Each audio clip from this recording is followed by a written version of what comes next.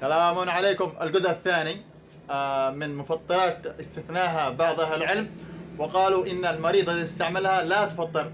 بخاخ الربو، الاستماء ما بين قوسين. مثلا قالوا الشيخ بن باز، العثيمين، تقريبا الشيخ القبرين، قالوا لا تفطر. لماذا؟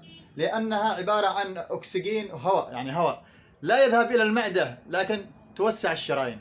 بخاخ الربو يا دكتور أين هو؟ ايوه دكتور، هذا هو دكتور، صح؟ ايوه صحيح. هذا هو بخاخ الربو. يعني مثل ماذا يعني ايش وظيفة هذا؟ هذا عشان يوسع لك مجرى التنفس الى الرئتين عشان مباشرة.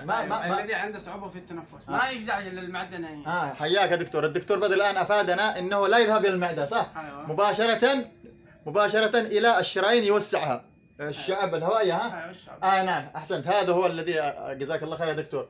مثلا كذلك الابر الوريدية، صح تسمى الابر الوريدية؟ أيوة. هذه موجودة، هذه لا تفطر كما افتى كذلك الشيخ العثيمين، العلامة بن عثيمين، الشيخ بن باز، لانها لا تعتبر غذاء او دواء للمعدة، فقط تذهب الى مثلا الى عبر الدم، ولا لا دكتور؟ صحيح. مثل ماذا الابر هذه؟ جزاك الله خير يا دكتور.